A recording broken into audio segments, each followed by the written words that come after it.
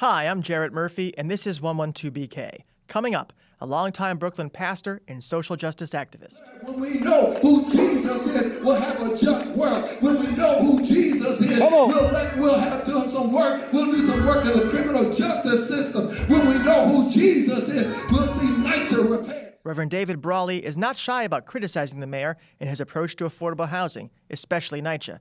And he's here to talk with us today about the beleaguered housing authority. If we couldn't trust you for the truth with lead paint, if we couldn't trust you to keep our heat on last winter, if we couldn't trust you to respond to mold, moisture, mildew, and rodent infestations, we have a difficult time trusting for the ultimate reformation of public housing.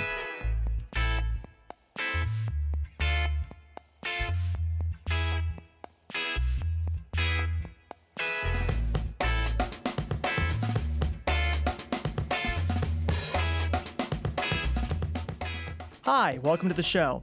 On November 18th, Mayor de Blasio announced the city would make repairs to 62,000 New York City Housing Authority units. About a week later, it was reported that, and unfortunately this is not new news, some tenants are still dealing with heat and hot water outages and they can't get answers. Winter's almost here, and it could be a long one for some NYCHA residents if things aren't straightened out soon. Some context. If it stood on its own, NYCHA housing in Brooklyn would be the second largest public housing system in the country. With 99 developments and 58,438 apartments, the borough's network is larger than those in Chicago, Philadelphia, and Baltimore combined. It's a vital affordable housing resource. Aside from the heat and hot water issues, it's also dealing with a poor management system that neglected and lied about lead inspections, widespread mold, broken doors, and rodent infestation. Funds and fixes have been announced, but tens of thousands of residents and a federal judge are awaiting word on a plan for real solutions.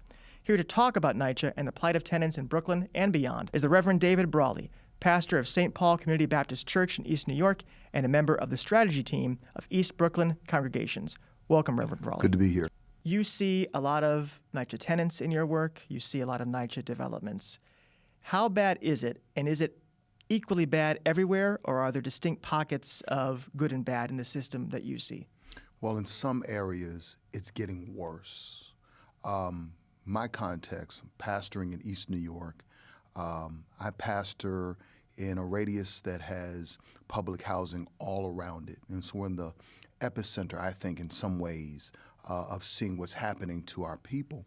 And week in and week out, I see people coming in with oxygen tanks. And I see all kinds of occurrences of cancer, and people are getting sicker and sicker. Mold, mildew, and all those things that you just named. We see evidence of it in terms of the way people are physically and their health situation is getting worse. What do you think is driving that? You know, we hear about NYCHA. It's a very large system. For many, many years, the federal government has starved public housing of funds. We know the city and state government also have an uneven history there. Is that the explanation for the problems that we're seeing? We need leadership. We have been calling on Mayor Bill de Blasio to provide leadership when it comes down to public housing.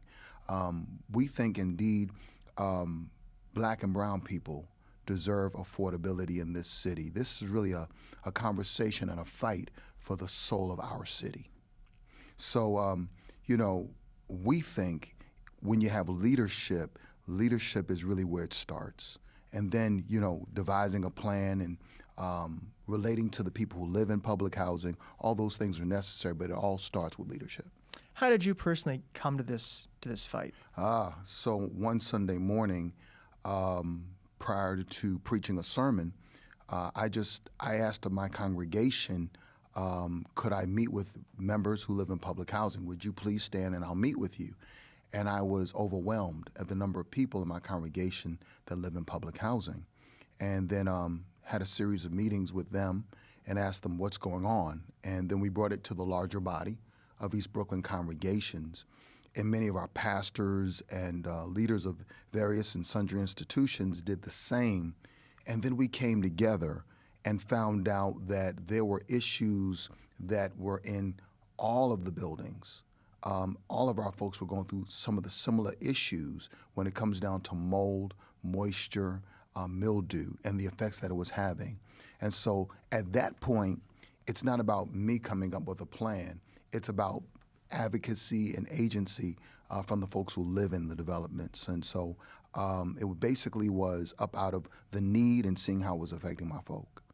It's interesting that you just mentioned other men and women of the cloth, clergy people are playing such a big role in helping tenants to bring these complaints forward and kind of shape this dialogue. What is the role of faith, do you think, in this issue and in advocacy around it for you personally, for your counterparts in other churches and other bodies of worship? Let's frame it this way. It's self-interest. So if my folks get pushed out of the city, I have nobody to pastor. If my folks are hurting, then I have a social and a spiritual and a religious obligation and a moral obligation to speak up and to say something when it comes down to being a prophetic ministry. And so, I think that it's within our self-interest to speak. Many of our clergy in central Brooklyn are finding that their folks being pushed out, our folks being pushed out in East New York. And again, if we don't stand up, by the time we're finished, there'll be no one left to pastor. Talk a little bit about East Brooklyn Congregations. That is not a new organization. They go back many, many years. Almost 40 years now. East Brooklyn Congregations in the early 80s was the organization that has been known for Nehemiah housing, over 5,000 homes and apartments that have been built that have literally transformed life in East Brooklyn. These are the buildings built on what were essentially vacant lots, burnt out lots. Absolutely. Right. And this plan has been recognized in congressional record and has been acknowledged as one of the plans that have basically saved the soul of our city back in the 80s. And now we're espousing another plan because the crisis is just as grave now as it was then in so many ways. And so we must do something to make sure that we keep alive the last bastion and the largest bastion of affordability in our city, which we believe to be public housing, as well as senior housing. East Brooklyn Congregations is a part of Metro Industrial Areas Foundation, which is a Saul Alinsky-style group, and those are famous for having, I think the phrase is, no permanent friends and no permanent enemies. Well, you've been reading our script. I have. I read up. What does that mean, especially in the context of dealing with political beings who probably like to have permanent friends and not too many permanent enemies? Right. So it's really about the self-interest of the people. And all of our issues come up out of house meetings and conversations. So it comes very organically from the people who take problems and fine-tune them, and they literally make them into issues, that which is issuable. And when it's issuable, it's manageable, and then you can deal with it. No permanent friends, no permanent allies, or enemies simply means at the end of the day, we could agree on one issue and we can do some business there to get some things done, and perhaps we don't agree on another issue. But we're not going to stop that from allowing us to relate on some issues. And so it's about the self-interest of the people. So speaking about NYCHA, this decision by the federal judge recently to reject the settlement that the federal prosecutors in the city brought to him. Right. What did you think of that decision? It was about the fact that he thought there were insufficient enforcement mechanisms, wasn't sure Congress and HUD were sufficiently involved. But what do you think that means for tenants, the fact that was rejected? Oh, you bring up a really good point. The judge, we believe, did the right thing when it comes in principle, when it comes down to saying it's not enough, it doesn't go far enough. We've heard estimates as high as $32 billion of repairs will be necessary to bring NYCHA up to speed. Some years ago, that number was $18 billion. And so it's somewhere between $18 and $32 billion. And this plan puts something like $2.2 billion. $3 billion, right? $2.2 billion. And the judge, rightly so, thought it didn't go far enough in terms of protections and enforcement and accountability. And with that, we agree with that. The unfortunate thing, Jarrett, though, is that there's another winter. Right. I think last year, if I'm not mistaken, 80% of the tenants experienced some form of outage when it came down to heat and hot water. And that's where the settlement came out of, right? This investigation that found these lapses, especially of lead paint and things of that nature. It goes further. It goes further back. We were the institution or the organization, along with our sister organization, the South Bronx Churches, Manhattan Together, who got together and put together a lawsuit on mold, moisture, and mildew. And that's where this really all got started. And then later on, of course, lead paint became a vital issue. And coupled all that together, it really speaks to the way in which black and brown people have been ignored in this process. So the mayor has announced this plan to move 62,000 units of NYCHA into this, it's called Rental Assistance Demonstration, or the PACT program. Basically, it turns NYCHA units into Section 8, involves some private management and some private investment. What do you think of that? It's about a third of the units in the whole system that would be converted thus under that plan. Do you like that idea? It's difficult to answer that question without saying, if we couldn't trust you for the truth with lead paint, if we couldn't trust you to keep our heat on last winter, if we couldn't trust you to respond to mold, moisture, mildew, and rodent infestations, we have a difficult time trusting for the ultimate reformation of public housing, especially when we're not at the table. That's interesting, because tenants being at the table was an issue, I think, that came up in some of the arguments about this settlement, that the tenants were not given sufficient voice, and that's something apparently you agree with. Well, listen, we want to be at the table. We came to City Hall over a year ago, Columbus Day a year ago. We had 6,000 folks, leaders out there in the rain, 6,000 people who are stating that we want resolve when it comes down to senior affordable housing. We want an opportunity to stay in the city we've built. And then secondly, we want the mayor to take leadership when it comes down to repairs. And so for the mayor to project NYCHA, I think it's 2.0, NYCHA 2.0, NYCHA Next Gen, if we would put more energy into the resolution of the situation instead of glossy titles, we might just get somewhere. You've referenced a couple times now a plan that EBC put forward around senior housing in NYCHA. Talk about that plan a little bit. Well, I'm glad you brought that up. So we're going to go public next Monday at Redwood Senior Living. It's there in the East New York section. It's the prototype of what we believe is part of the answer when it comes down to keeping our folks in the city. And so our plan is simply to build 15,000 units of senior affordable housing on NYCHA underutilized NYCHA lots. Not infill, not playgrounds. There are lots that we have identified that are just sitting there that could be used to keep our seniors in the city. And this would, I think, part of the argument for this plan, right, is that you have in some NYCHA developments senior citizens whose families have largely moved out, who are living in apartments that NYCHA considers too large for them, many, many bedrooms. Right. There's a long waiting list. This is a way to say to seniors, you don't have to leave your neighborhood. You could potentially move to a senior apartment that's literally in the development where you live. Correct. And it would solve kind of two problems with one program. That's part of the argument, yeah, right? And so you said it almost exactly the way I would have said it. The only thing I would add to that is you've got folks on the wait list to get into NYCHA. You've got folks right now. You've got a homelessness issue in this city that needs to be addressed, and not with motels and short-term answers, but you need to really create a long-term answer for folks who are in the homeless shelters today. And we're not really addressing the issue at its core, because you're not just talking about individuals, you got whole families in homeless shelters.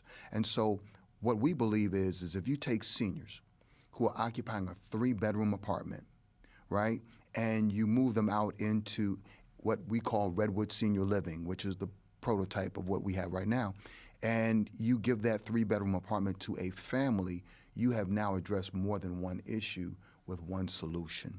Would people move voluntarily? I could see some senior citizens saying, let's no, talk about it. no, Let's thank talk you. about it. So if it's in your neighborhood, right, if it's brand new, so to answer your question, we have 80 units in the prototype, 5,000 people on the wait list. So it seems popular. I think they want in. So where does this plan, the plan you're talking about, 15,000 units, where does that stand now? Well, so the mayor, to his credit, and the city council under the leadership of Speaker Corey Johnson, put $500 million into the pipeline for the first for the down payment on Redwood Senior Living, and we thought that was great. The problem, though, is that we know that money in the pipeline is not a building in the ground, and that we need leadership from the mayor to move this proposal forward. The governor, to his credit, set apart 1,100 units worth of low-income housing tax credits to make this affordable. And so what we believe you need is a scale, you need affordability, and you need to move this thing expeditiously. And if you do that, you could begin to resolve and reverse much of the conditions that our community are going through, especially when it comes down to gentrification. NYCHA has other plans to develop what it calls underused territory with 100% affordable, some market rate buildings, with the idea that that will generate money for NYCHA's bottom line. What do you think of those plans? Well, let me just say that I just enumerated a few things. First of all, scale, efficiency. Let me throw one more in there, speed. We've seen very little coming up out of all of these plans, right? And then there's another concern for the community, gentrification. The people who have endured the difficult times in our city and our communities have every right and expectation to stay in the city that they have built. And so, you're talking about generating funds, and all those things can be talked about and looked at, but it's looked at right now with suspicion, because if you don't have the tenants at the table and the folks that have built our city at the table, I think at this point, people are going to have a lot of pushback. One of the most disturbing stories recently about NYCHA, and I've covered it for years, is the one about NYCHA challenging these health department findings about lead poisoning at a rate that exceeded that even of private landlords. Yeah. And you wonder, what does that say about NYCHA's ability to manage this crisis, to regain that trust? There is a movement, I don't know how big it is, to quote unquote abolish NYCHA on the idea that it's too big, it's too corrupt, you got to break it up, have private management. When you hear stories like the challenging of the health department results, I don't know if it makes that case, but it could argue for that case. Do you think there's a case for abolishing NYCHA and trying something else? Well, listen, we got to try. I think we do have to try something else. I don't know that that's the full answer. Certainly, we need accountability and we need leadership. What we have been talking about when it comes down to new construction, especially, think about the School Construction Authority for Public Education. You need an entity that specializes in capital building, right? That can do it efficiently, can do it with speed. Perhaps it's a third-party entity, but NYCHA, based on what you just said, cannot be trusted with that kind of massive reformation. Perhaps it'll be something else. But you also have to look at, if you privatize, then where's all the accountability going to come from, right? So how do you hold all the individual developers?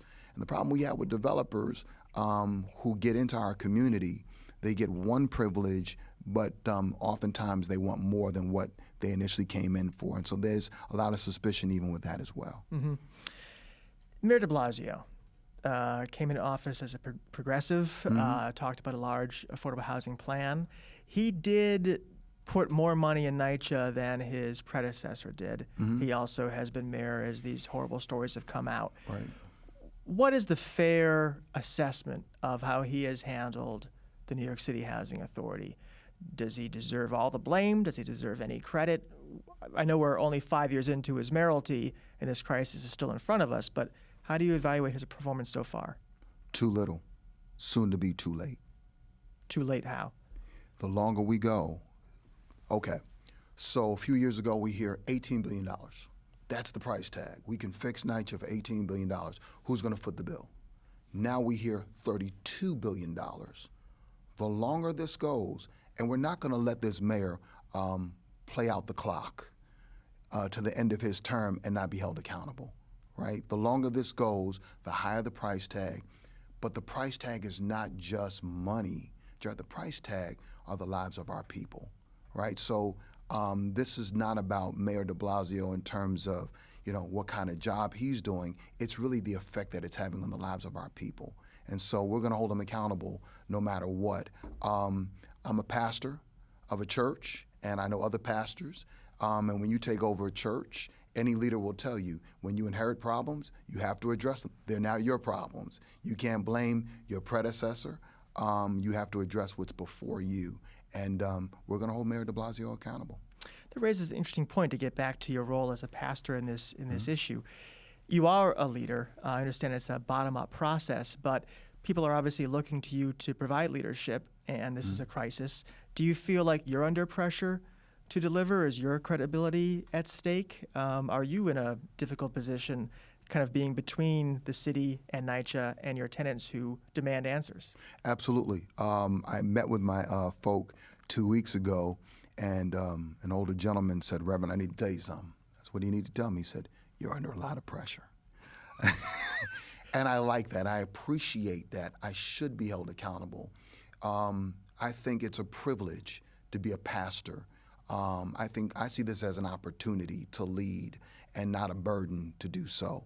And if folks are going to trust and show up week in and week out to our worship services, they should have expectation that I'm going to speak and be prophetic in my role as pastor. So, yeah, there is a lot of pressure, but it's appropriate.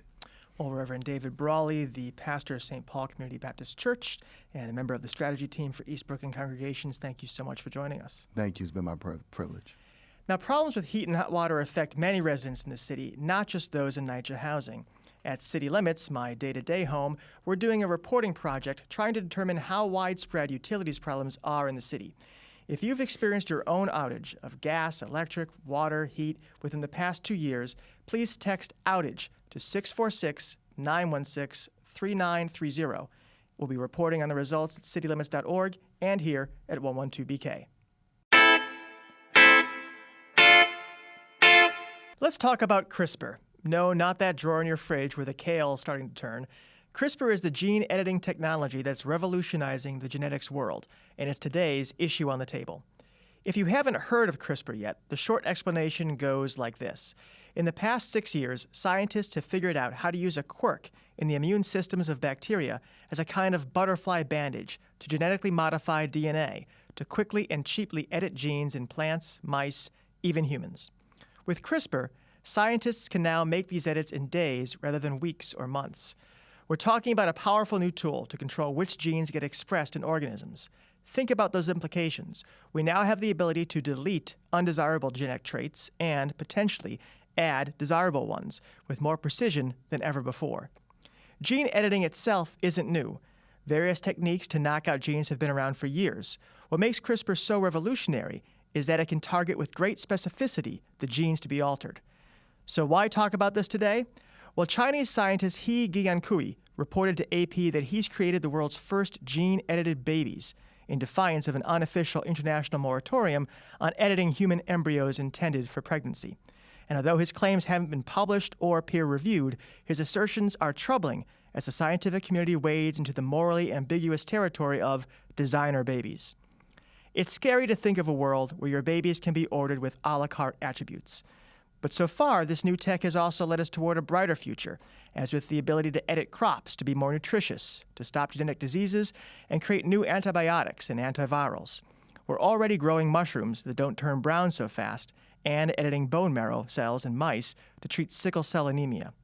Okay, some of it may sound frightening, but that's what people said about vaccines way back when. Gene editing is here. We can't turn away. It's just a matter of how we employ it.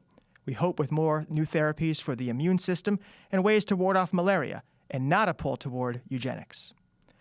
That's the show for today. Tomorrow, Mackenzie Fagan will be back and talking with criminal justice reform advocates about problems with the NYPD gang database. Hope you can check it out.